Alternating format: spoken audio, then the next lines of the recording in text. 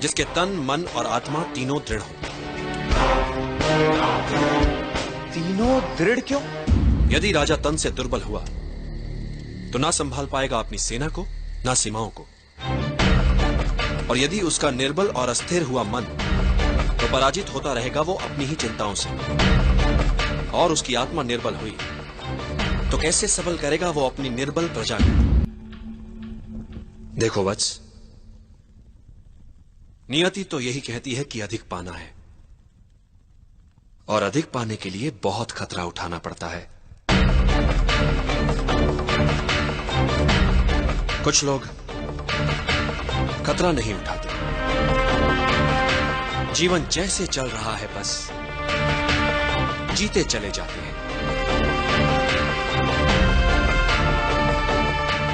पर जो प्रगति करना चाहते हैं, ऊपर उठना चाहते हैं, जो कुछ उनके पास है उसे दांव पर लगाने से नहीं डरते। संभावना है कि हार जाएं वे, कुछ ना कर पाए वे, पर ये जो कुछ कर दिखाने का प्रयास है, यही उन्हें औरों से अलग बनाता है। भले ही वे हार जाएं, पर यह संतोष उनसे कौन छीन सकता है कि उन्होंने कुछ अच्छा कर दिखाने का प्रयास तो किया। वैसे मैं इस चुनौती का निर्णय करता हूं, इसलिए तुम्हें इसमें बेईमानी का कोई भय नहीं होना चाहिए।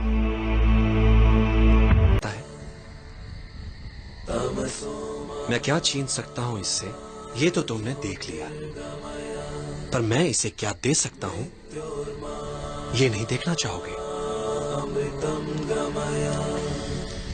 मां से दूरी का दुख सहकर यदि ये तक्षशिला में भावी मगधपति होने की योग्यता प्राप्त कर लेगा, तो कितनों के दुख मिटाने वाला बन सकता है ये। कितनों के काम, कितनों का भला, क्या कुछ नहीं कर सकता ये। और फिर अखंड भारत का सम्राट बन गया तो अपने साथ साथ अपनी मां का नाम भी इतिहास में अमर कर देगा। ये सुख भला मिल सकता है हर किसी को? नहीं, पर समय से पहले व्यर्थ काल्पनिक सोच मूर्खता होती है वत्स। अभी इसकी तीसरी परीक्षा हुई कहां है, उसे तो हो जाने दो।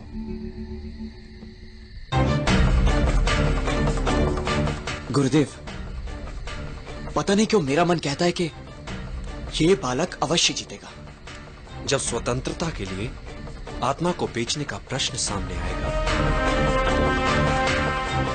तब ये क्या करता है, देखते हैं। जोश अच्छा है वत्स, किंतु स्मरण रहे, बड़े बड़े योद्धा मात खा जाते हैं जब वो जोश में होश खो बैठते हैं। युद्ध का पहला नियम है अपना युद्ध चुनना सीखो। कब, कहां और किससे। युद्ध नीति कहती है कि वार सदैव अवसर देखकर ही करो।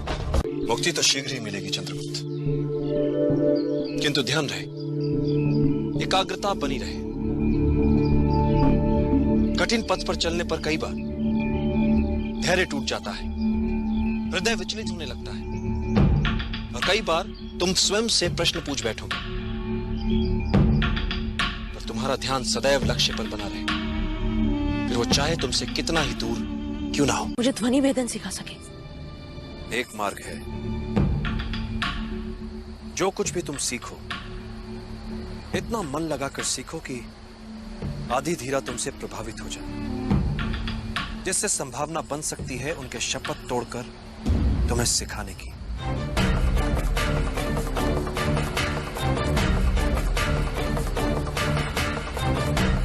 ये सब तुम पर निर्भर करता है। यदि तुम एकाग्रचित हो सको, अपने शरीर के साथ साथ अपने मन पर भी अधिकार कर लो, तो एक साधारण शरीर भी असाधारण कार्य कर सकता है, चाहे जितनी पीड़ा हो।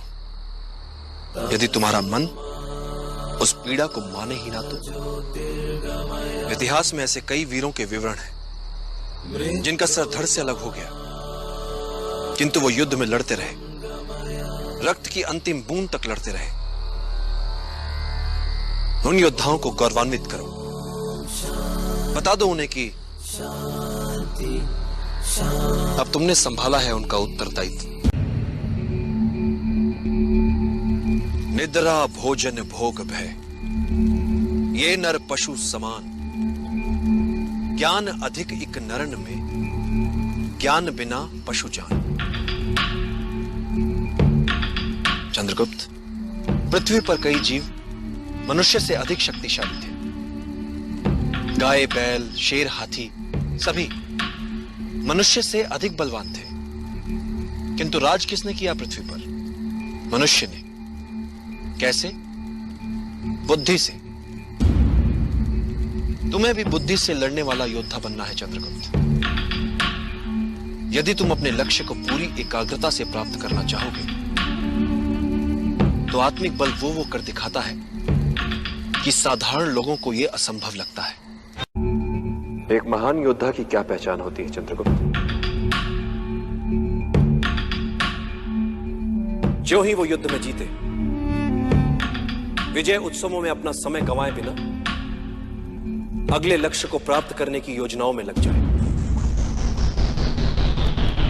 वीर यात्रा पिछले 15 वर्षों से आज तक इस यात्रा को कोई पूरा नहीं कर पाया, किंतु तुम्हें यह यात्रा सफलतापूर्वक पूरी करनी है चंद्रगुप्त। इनमें और तुम्हारे कवच में क्या अंतर है?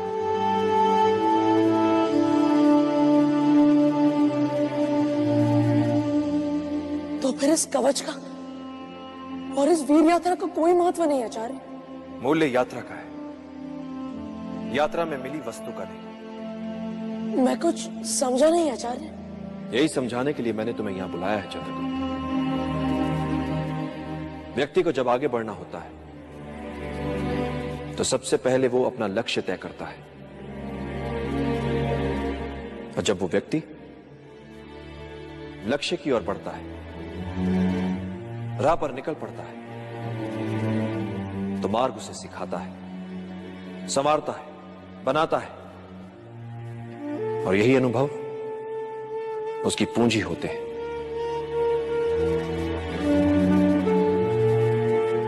मार्ग पर चलकर लक्ष्य तक पहुंचा जाता है, और मिलने वाली वस्तु मात्र सांकेतिक उपलब्धि होती है चंद्रगुप्त। वास्तविक उपलब्धि होती है मार्ग में मिली सीख। राह में आई हर अड़चन को सुलझाते सुलझाते जो वो हो जाता है, वो यात्रा से पहले वाले व्यक्ति से बड़ा व्यक्ति होता है। इसलिए जितनी दुर्गम होगी यात्रा, उतना ही निखरेगा व्यक्ति। जैसे विजय यात्रा पर जाने से पहले तुम घबरा रहे थे, तुम्हारे भीतर झिझक थी, तुम्हें नहीं लगता था कि तुम दल का नेतृत्व कर पाओगे, तुम्हें यह भी नहीं लगता था कि तुम हर बाधा को पार कर पाओगे, किंतु तुमने ये सब किया, और जो किया उस उपलब्धि का प्रतीक है ये कवच। किंतु क्या ये कवच तुम्हें अजय बनाएगा? नहीं चंद्रगुप्त, ये कवच एक वस्तु मात्र है। महत्वपूर्ण है इस कवच के पीछे छुपा विश्वास। इस विजय यात्रा से मिला तुम्हारे व्यक्तित्व को निखार, यही बनाएगा तुम्हें अजय।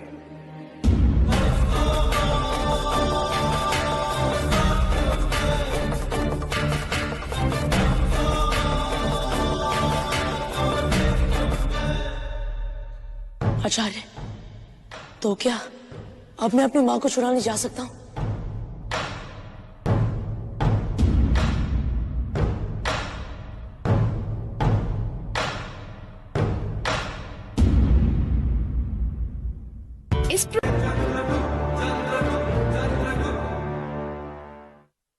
ये कवच एक वस्तु मात्र है। महत्वपूर्ण है इस कवच के पीछे छुपा विश्वास। इस विजय यात्रा से मिला तुम्हारे व्यक्तित्व को निखार, यही बनाएगा तुम्हें अजय।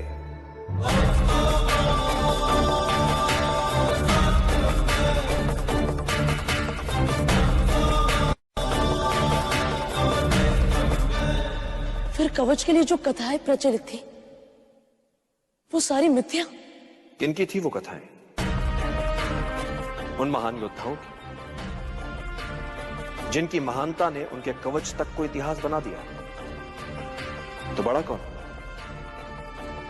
वो कवच, वो व्यक्ति, या वो योद्धा, या वे कार्य, वे महान युद्ध जिनसे वो इतिहास में अमर हो गए।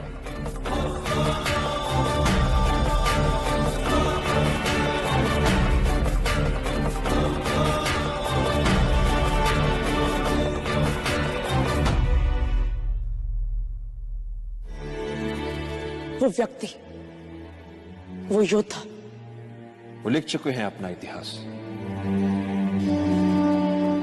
तुम्हें अपना इतिहास अभी लिखना है।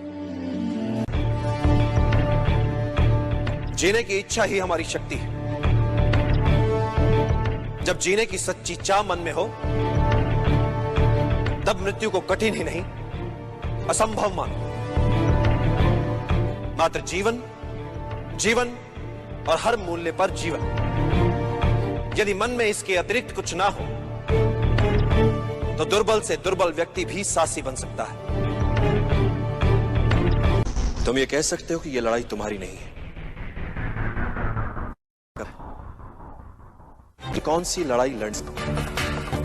अपनी या उनकी जिन्हें तुमसे अपेक्षा है, जो निर्बल है? चंद्रगुप्त, जब व्यक्ति के समक्ष दोराहा आता है, जब एक मार्ग चुनना होता है, तब उसका चुनाव दर्शाता है कि वो क्या है, कैसा है, छोटा है, बड़ा, अपने लिए सोचने वाला है या अपने से पहले औरों के लिए सोचता है। तुम्हारे मन और तुम्हारी आत्मा के चुनाव का है निर्णय कर कि तुम अपनी मन की सुनोगे या अपनी अंतरात्मा। वैसे भी चंद्रगुप्त, जीवन में जब भी कोई निर्णय एक बार कर लो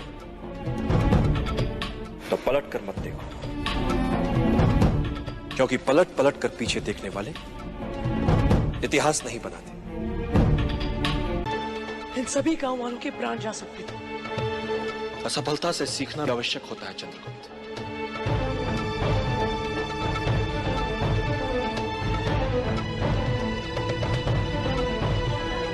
किंतु हर बार त्रुटि नहीं होनी चाहिए। यदि तुम त्रुटि दोहरा रहे हो तो समझ लो कि कोई चूक अवश्य हो रही है। असफलताओं जीवन में बड़ा महत्व होता है। ये तुम्हें विनम्र बनाती है, शत्रु तक का आदर सिखाती है। बस असफलताओं से सीखने की चाह होनी चाहिए। इस असफलता को भी सीखने का एक और अवसर मानो। इस असफलता से मुझे क्या सीखना चाहिए आचार्य? जब भी कोई योजना बनाओ और यदि वो सफल हो जाए तो क्या उससे बाहर कैसे निकलोगे? इस पक्ष को सदैव याद रखो। नेतृत्व क्या होता है? शत्रु या विपरीत परिस्थितियों के प्रति मन में उनका सम्मान होना। एक अच्छा राजा वो नहीं जो आक्रमण करना जानता है। एक अच्छा राजा वो है जिसे पीछे हटना भी आता है, पुनः संगठित होने के लिए समय जुटाना भी आता है। पीछे हटने में कोई लज्जा नहीं। अगले दिन नए उत्साह से लड़ पाओ। यही तुमने आज किया चंद्रगुप्त। गुरुकुल का हर पाठ होता है पूर्व निर्धारित, हर प्रश्न भी, हर प्रश्न का सही उत्तर भी। पढ़ाने से पूर्व जानता है गुरु कि उसे क्या पढ़ाना है, और विद्यार्थी के पास हर समय उपलब्ध होते हैं ग्रंथ। किंतु जीवन में कुछ भी पूर्व निर्धारित नहीं होता, न प्रश्न न उत्तर, न सहायता के लिए गुरु न ग्रंथ। जीवन में हर प्रश्न के एक से अधिक संभावित उत्तर, उचित उत्तर चुनना है बिना किसी सहायता के।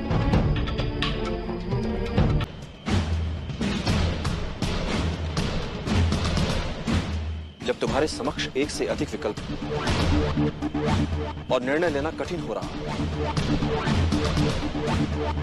तो एकाग्रचित होकर, ध्यान लगाकर अंतरात्मा को सुनने का प्रयास करो। अंतरात्मा के संकेत नियति को स्वरूप देते हैं। नकारात्मक सोच बुरी होती है बद्र। ये एक प्रकार की संक्रामक बीमारी होती है जो अपने आसपास सब में निराशावादी दृष्टिकोण ही फैलाती है। इससे बचना चाहिए। सदैव सकारात्मक ही सोचना चाहिए। मैं चाहता हूं सकारात्मक सोच सबसे। योजना मात्र कल्पना भी लगे तब भी उस पर विश्वास करो और उसे सच बना दो। हर बड़े कार्य से पहले उसका सपना देखा जाता है और फिर उसे मूर्त रूप दिया जाता है। मात्र इच्छा शक्ति, बस यही एक मूल मंत्र है हर सफलता के पीछे। इच्छा करो, दृढ़ता से चाहो और फिर उसके लिए मर मिटो। विजय सदा तुम्हारा वरण करेगी।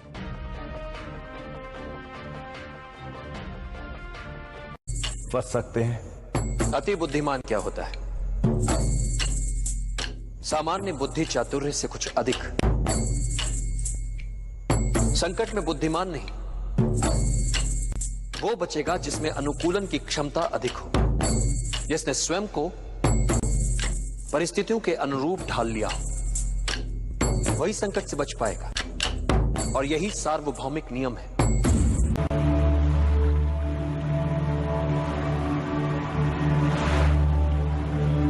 यह अवसर है पुनर्जन्म का। देश के हित में क्षात्र धर्म से मर मिटने का अवसर है ये। फिर जीने का अवसर है ये। गौरव जो मिट चुका है देश का, उसे पुनः पाने का अवसर है ये। मातृभूमि को नमन कर सके इस लायक बनने का अवसर है ये। एक नए नव निर्माण का अवसर है।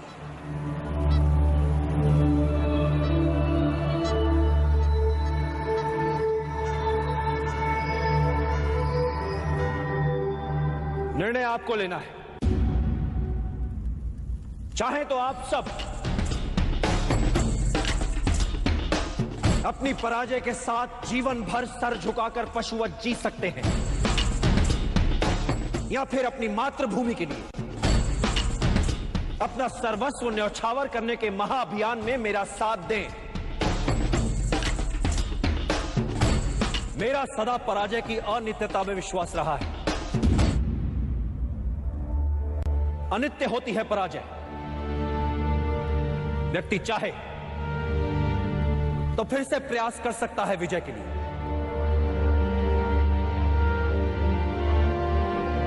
जब वो मन से पराजय को स्वीकार करता है तब वो होता है पराजित। कई बार मन से पराजय को स्वीकार करने वालों को, हार से हताश होने वालों को इस बात का पता ही नहीं होता कि जब उन्होंने साहस छोड़ा तब वो विजय के कितने निकट थे। हर पराजय विजय यात्रा के मार्ग में आने वाली एक अनुभव मात्र होती है। ऐसा अनुभव जो हमें कुछ और सिखाता है, हमारी कमियां हमें बताता है, हमें विजय के और निकट ले जाता है। इसलिए यवनों से मिली पराजय को भुला दीजिए। आइए मिलकर एक बार फिर हम सब एक और प्रयास करते हैं। मिलकर किया हुआ प्रयास कभी व्यर्थ नहीं जाता। मिलकर आज हम अपने देश का एक नया इतिहास रच सकते हैं, एक नया समाज गढ़ सकते हैं, नियति के लिखे तक को बदल सकते हैं। आज हमारे समक्ष जो अवसर है, ऐसा अवसर भाग्यशालियों को ही मिलता है। अपनी मातृभूमि को विदेशी आक्रमणकारियों से मुक्त करवाने का अवसर, अपने ऋण से उऋण होने का अवसर, अपने राष्ट्र के नवनिर्माण का अवसर, अपने गौरव को पुनः प्राप्त करने का अवसर, अपनी मातृभूमि के लिए मर मिट जाने का अवसर। तो आइए अपनी मां की लाज बचाएं, मिलकर इन विदेशियों को मार भगाएं। निर्णय आपको लेना है।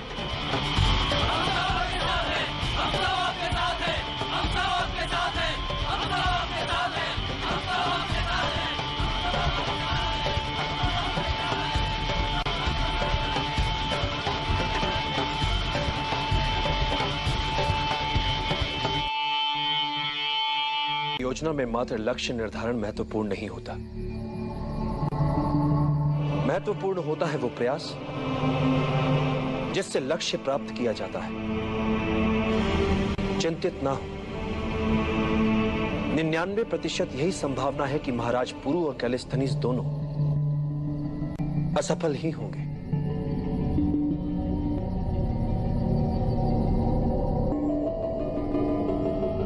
इसीलिए एक और वैकल्पिक योजना है मेरे पास। क्रोध के उन्माद में नहीं होता है समस्या का निदान, किंतु शांत चित्त हर समस्या का हल ढूंढ सकता है। एक बात सदैव स्मरण रखना चंद्रगुप्त, कोई भी नियति जनित समस्या मानवीय क्षमताओं से बड़ी नहीं है। समस्या मात्र इतनी सी है कि अधिकतर लोग कठिनाइयों को केवल देखते रह जाते हैं, किंतु कुछ लोग कठिनाइयों के बीच रहकर भी अपने लक्ष्य को प्राप्त करने की क्षमता रखते हैं। इतिहास में केवल उन्हीं का नाम लिखा जाता है जो विषम से विषम परिस्थितियों में रहकर भी अपने लक्ष्य को दृष्टि में रखकर दैनिक समस्याओं में बिना उलझे लक्ष्य प्राप्ति के मार्ग में आने वाली कठिनाइयों को समूल सुलझा लेते हैं।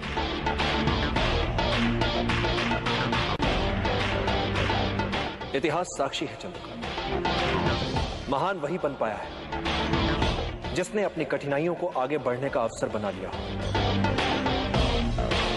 जिसने अपनी कमियों को निर्बलता नहीं अपनी शक्ति बना लिया।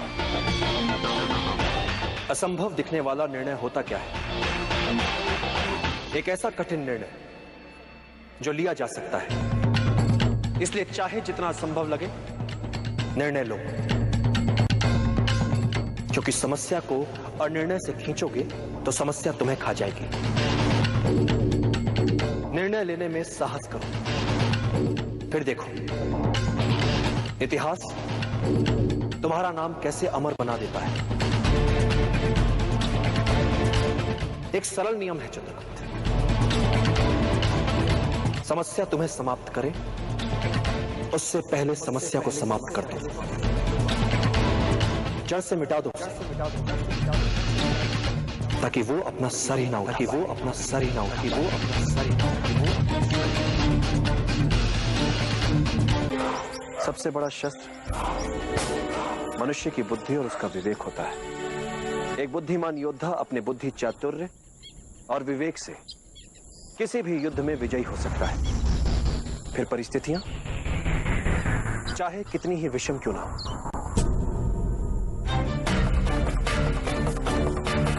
शासन के लिए सभी मनमाने अधिकारों का केंद्र नहीं हो सकता, क्योंकि मेरे विचार से राजा को एक निश्चित समय के लिए शासन मिलना चाहिए,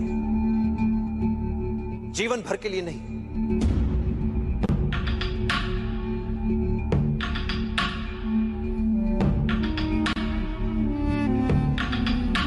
इसलिए एक राजा को अपने लिए, अपने परिवार, अपने वंश की महिमा के लिए या अपने साम्राज्य की मान सम्मान प्रतिष्ठा के लिए समय नहीं गंवाना चाहिए। क्योंकि यदि राजा प्रजा की भलाई के लिए कार्य नहीं कर रहा है, प्रजा के जीवन स्तर के विकास के लिए कार्य नहीं कर रहा है, तो प्रजा के लिए क्या उपयोगिता है उसकी?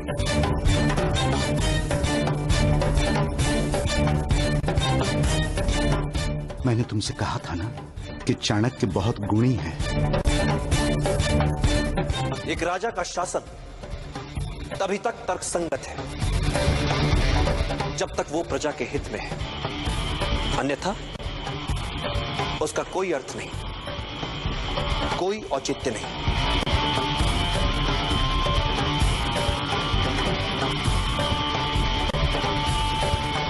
तो फिर आपके विचार से एक राजा की सही भूमिका क्या होनी चाहिए? एक राजा को सबसे पहले अपनी प्रजा के लिए सुशासन स्थापित करना चाहिए। एक मूल मंत्र है, बहुजन हिताय, बहुजन सुखाय।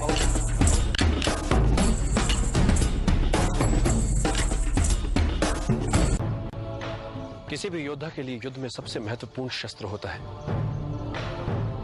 गति। किसी भी योद्धा के लिए युद्ध में सबसे महत्वपूर्ण शस्त्र होता है गति। शत्रु की शिथिलता का अपनी गति से लाभ उठाओ, अनपेक्षित शैली अपनाओ, उसके असुरक्षित भाग पर आक्रमण करो। आमने सामने के युद्ध में शत्रु की गति को पहले समझो और फिर चौंकाने वाली गति से उसे पराजित कर दो। कुछ महत्वपूर्ण बातें और परिस्थितियों के अनुकूल शीघ्रता से ढल जाओ, यही विजय की कुंजी है। और युद्ध में मृत्यु के लिए सदा तैयार रहो। जिस घड़ी तुम्हें लगे कि अब कोई मार्ग नहीं बचा, उस समय उनका स्मरण करो जिनके लिए तुम जी रहे हो।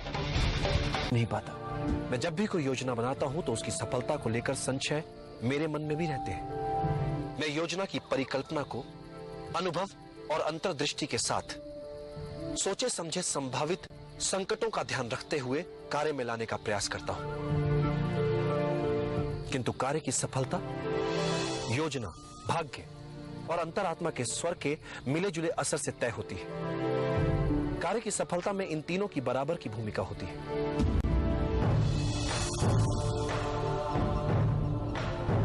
सफलता के लिए अर्जुन की तरह हो पाना उचित रहता है, मात्र लक्ष्य की ओर दृष्टि और कहीं नहीं। तो मैं सचमुच आपकी सहायता कर पाऊंगा। एक शिक्षक का महत्व तो समझ नहीं पा रहे, तो इस अभियान में क्या सहायता करोगे मेरी? माना कि एक साहसी योद्धा एक युद्ध जीतकर दिखा सकता है, किंतु एक शिक्षक किसी साधारण जन को उस युद्ध को जीतने के योग्य बना सकता है। किसी भी युद्ध को जीतने के लिए चुनौती उस युद्ध के लिए अच्छे योद्धाओं को ढूंढने में नहीं है, चुनौती है साधारण जन को युद्ध का कारण बताकर उन्हें असाधारण बनाने में, जो एक शिक्षक ही कर सकता है। तुमसे बिना कोई मूल्य लिए एक सीख देता हूं, जिसकी मुझे लगता है आवश्यकता भी है तुम्हें। अपने विचारों को वश में रखो, क्योंकि यही तुम्हारी वाणी बनेंगे। अपनी वाणी को वश में रखो, क्योंकि यही तुम्हारा कर्म बनेगी। अपने कर्मों को वश में रखो, क्योंकि यही तुम्हारी आदत बनेंगे। अपनी आदतों को वश में रखो, क्योंकि यही तुम्हारा चरित्र बनेगी। और अपने चरित्र को वश में रखो, क्योंकि इसी से तुम्हारा भाग्य बनेगा। और सुखदा, उन्हें कैसे जगाया जाए आचार्य? एक निराशावादी को हर अवसर में एक कठिनाई दिख जाती, और एक आशावादी को हर कठिनाई में एक अवसर दिख जाता। भाग्य के सभी अवसर हमारी आत्मा में सुषुप्त अवस्था में होते हैं, तुम्हें बस उचित समय की प्रतीक्षा करनी है। मैं किसी युद्ध में उलझना नहीं चाहता,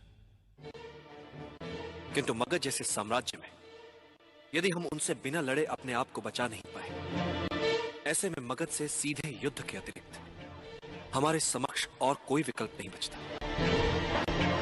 इस युद्ध का सबसे बड़ा संकट, सबसे बड़ी समस्या है हमारे अंदर बैठा भय। अज्ञात से भय जो अतार्किक है, क्योंकि अज्ञात जैसी बात होती ही नहीं है। बातें मात्र कुछ समय के लिए हमसे छिपी हुई हो सकती हैं, कुछ समय के लिए हो सकता है कि हम उन्हें समझ न पाए, तो इससे भय क्यों पाले मन? ये तो संकेत है इस बात कि चलो शत्रु के सामर्थ्य के बारे में और जानो, और जानो, और जानो। अपने हर संशय, हर दुविधा को एक और रख दो चलो। कभी किसी और के लिए जीने का प्रयास मत करो, किसी और की दृष्टि में अच्छा बनने की चेष्टा मत करो। हम अकेले आए हैं, अकेले ही जाएंगे। जैसे कर्म करेंगे वैसे ही फल पाएंगे।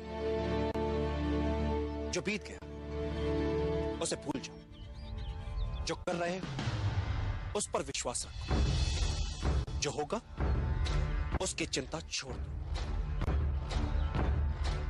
बस तुम्हें मात्र अपने कर्म करने हैं। पुरस्कृत करने का कार्य नियति का है, करेगी। अच्छे कर्म अच्छे ही फल लाते हैं।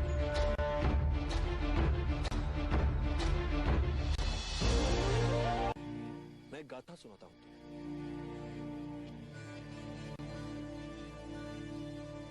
एक बार मार्ग में एक विषैला बिच्छू देखा जो नदी के पानी में डूब रहा था। ब्राह्मण उसे बचाने के लिए पानी से बाहर निकाल लेता है। बिच्छू उसे डंक मार देता है। ब्राह्मण को पीड़ा से तड़प उस बिच्छू को छोड़ना पड़ता है, जो पानी में फिर से जाता है। उसे मरता देख ब्राह्मण उसे पानी से बाहर निकाल लेता है। बिच्छू फिर से उसे डंक मार देता है। ब्राह्मण के निकट खड़े शिष्य ने विस्मित होकर उससे पूछा, गुरुवर, आप इतने ज्ञानी हैं, ये जानते हुए कि बिच्छू की प्रवृत्ति डंक मारने की है, आप उससे खेल रहे हैं। ब्राह्मण कहा, मैं उसे मरने से बचा रहा हूं। शिष्य ने फिर कहा, किंतु वो एक बिच्छू है, वो आपको फिर भी डंक ही मारेगा। तब ब्राह्मण ने कहा, यदि वो एक बिच्छू होकर अपनी डंक मारने की प्रवृत्ति नहीं छोड़ सकता, तो मैं एक मानव उसे बचाने की प्रवृत्ति कैसे छोड़ सकता हूं?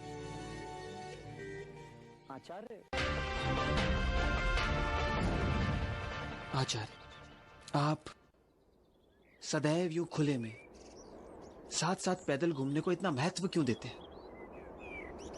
पृथ्वी, आकाश, वन, मैदान, झील, नदियां, पहाड़ और सागर, ये सब हमारे श्रेष्ठ शिक्षक होते हैं। हमें इनसे पुस्तकों से भी अधिक सीखने को मिलता है।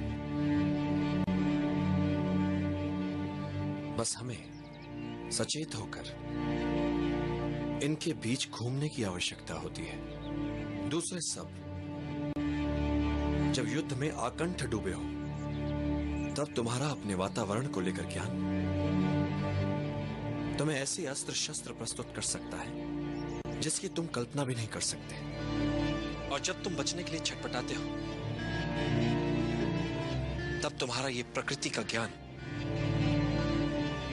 तुम्हारा रक्षक बन जाता है। मैं कुछ समझा नहीं आचार्य।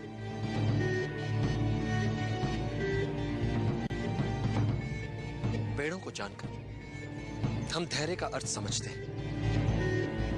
घास को जानकर हम बने रहने का हट समझ पाते हैं। प्रकृति में हर वस्तु के होने का एक अनूठा कारण होता है। यदि तुम इन सब की विशेषताओं को जानते हो, तो तुम सदैव शत्रु से एक हाथ आगे रहते हो।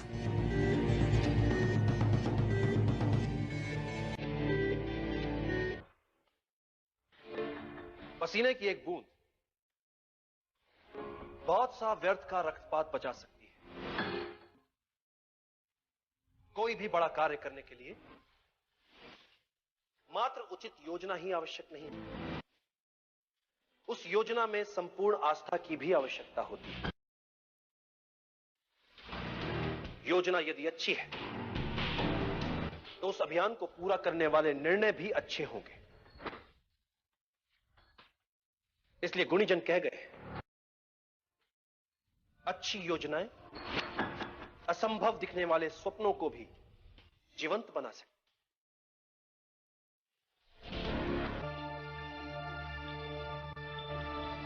विजय के लिए जीतने की मात्र इच्छा पर्याप्त नहीं होती। विजय के लिए की गई तैयारियां अधिक महत्वपूर्ण होती है। विजय यूं ही कैसे मिल जाएगी? विजयी तो हर कोई होना चाहता है,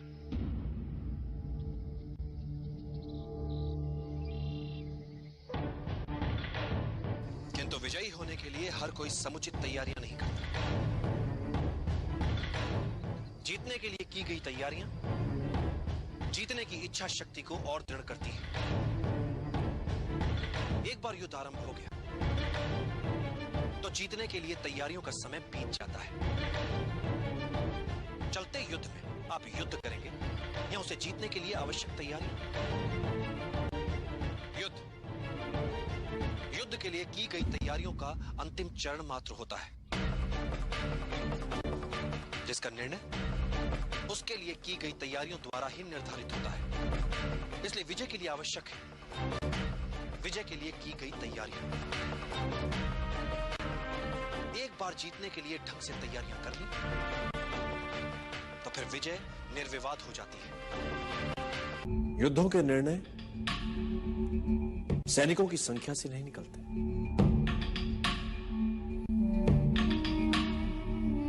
यदि तुम अपने शत्रु को जानते हो, तुम स्वयं को जानते हो, तो तुम्हें 100 युद्धों के परिणामों से भयभीत होने की आवश्यकता नहीं है। किंतु यदि तुम ना तो स्वयं को जानते हो ना ही अपने शत्रु को, तो तुम्हें विजय के साथ पराजय के लिए सदैव तत्पर रहना चाहिए। और यदि तुम स्वयं को भी नहीं जानते, शत्रु को भी नहीं जानते, तो तुम्हें हर युद्ध में पराजय का मुख देखना पड़ेगा। तुम्हें समझदारी ज्ञान में नहीं, कल्पनाशीलता में होती है। और आज के युद्ध का भविष्य मैं अपने शिष्य की कल्पना पर छोड़ता हूं। डूबते हुए बेड़े से जीवित कैसे बचकर निकला जाए, किसी चूहे को सिखाना नहीं पड़ता। विजय श्री उन्हीं का वर्णन करती है जो कोई भी मूल्य चुकाने के लिए सदैव तत्पर हो। इसीलिए एक अच्छे योद्धा का आकलन बहुत सरल होता है। उसे किसी भी विपरीत परिस्थिति में छोड़ दो, वो वहां से विजेता बनकर ही लौटेगा। जो मेरा शिष्य करेगा आज। अखंड भारत का निर्माण करना है, कई योजनाएं बनानी है। जल गया ना हाथ? कैसा मूर्ख है तू, इतनी सी साधारण बात भी नहीं समझता। तरकारी का पात्र गरम है तो किनारे किनारे से खा, अब तो बीच में हाथ डाल देगा तो हाथ तो जलेगा ना मूर्ख।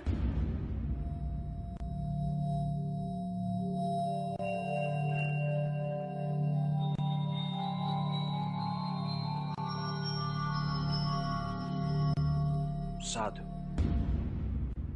ऐसी व्यवहारिक शिक्षा पुस्तकों से नहीं, एक मां से ही मिल सकती है।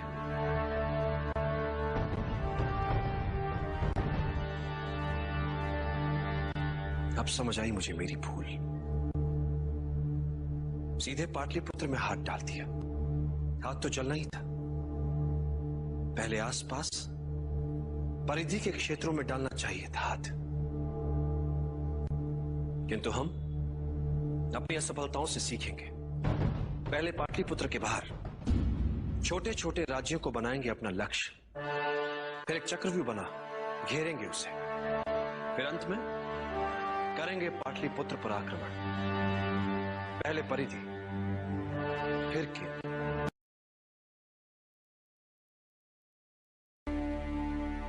एक राजा को सदैव बुद्धि से शासक और मन से साधारण प्रजा का हितैषी बने रहना चाहिए। राजा वो व्यक्ति होता है जिसे बहुजन के हित में सामाजिक संतुलन बनाए रखने के लिए चुना जाता है। प्रजा ही अपने लिए एक राजा को चुनती है। इसलिए एक सच्चा राजा वो होता है जो अपनी प्रजा के हितों के उत्तरदायित्व का वहन करता है। उसके लिए प्रजा की सेवा और सम्मान उसके जीवन से अधिक प्रिय होते हैं। उसके लिए कठिन और अपेक्षित कार्य अपनी साधारण प्रजा में से किसी सर्वश्रेष्ठ को चुनना नहीं, अपितु उन साधारण व्यक्तियों में से किसी एक को सर्वश्रेष्ठ बनाना होता है।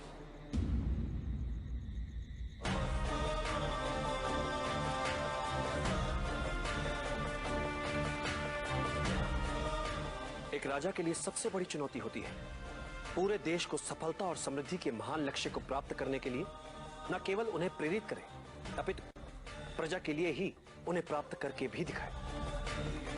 एक राजा को उसकी सेना अमर नहीं बनाती और ना ही उसका धन वैभव। उसे अमर बनाते हैं उसके बनाए हुए मित्र, उसके किए हुए भले कार्य, उसकी अर्जित की हुई सद्भावना और सत्यनिष्ठा।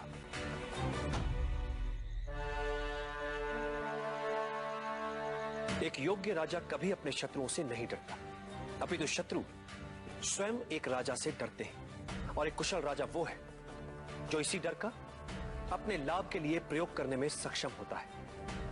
और बुद्धिमान राजा वो है जो राजा का कर्तव्य निभाते हुए भी ये कभी नहीं भूलता कि वो एक साधारण व्यक्ति ही है, जैसा कि प्रजा में एक साधारण व्यक्ति होता है।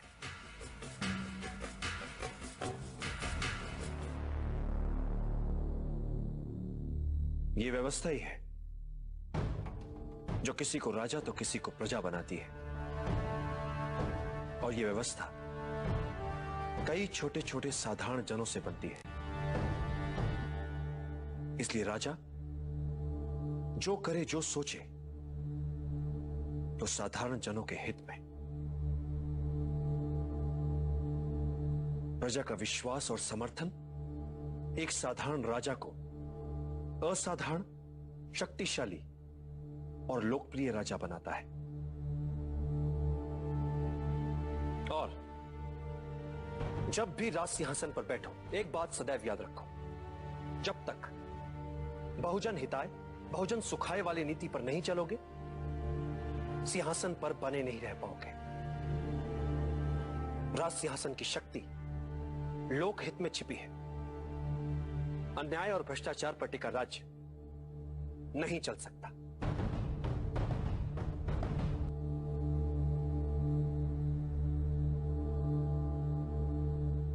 वचन देता हूं आचार्य, मैं सदैव आपकी अपेक्षाओं पर खरा उतरने का प्रयास करता रहूंगा। हमारा कार्य हो जाएगा।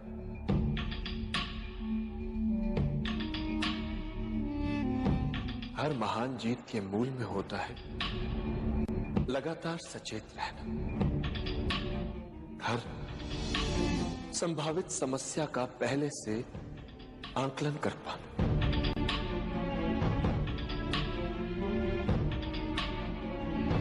उन्हें समय रहते समझकर नए नए हल ढूंढना। सब कुछ छोटी छोटी बातों को ध्यान से पूरा करने पर निर्भर करता है।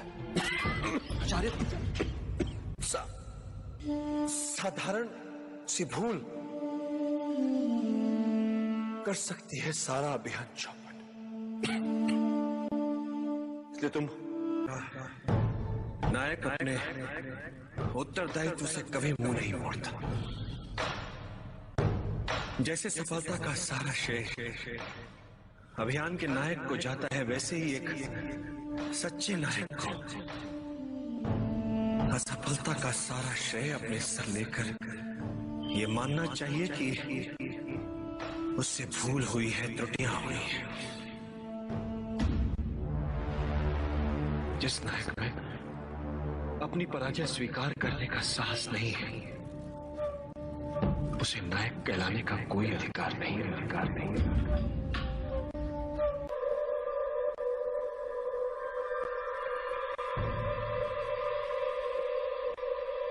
सफलता घेरे तुझे, मार्ग हो अवरुद्ध, पास ना हो धन तेरे, और काम हो अपार, भाग भाग मत कर प्रयास।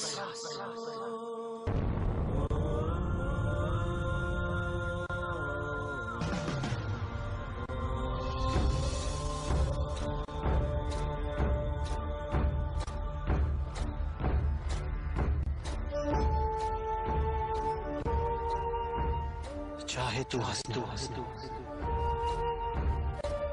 किंतु आंखें होना भाग कर प्रयास। रात ही दिन निकलेगा फिर सूरज दूर क्षितिज पार भाग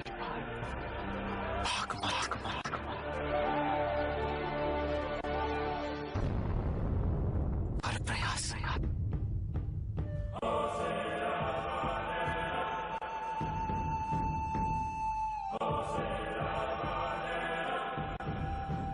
पीड़ा ही सुख है।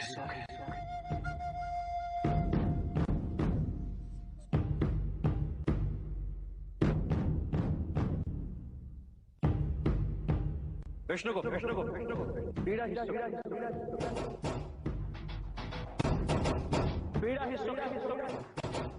सुखी है पीड़ा। सुखी है पीड़ा।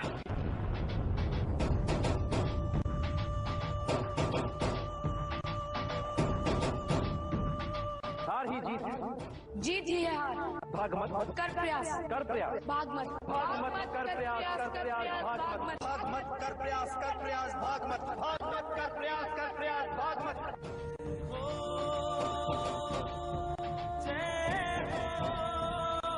हार ही जीत है जीत ही है हार।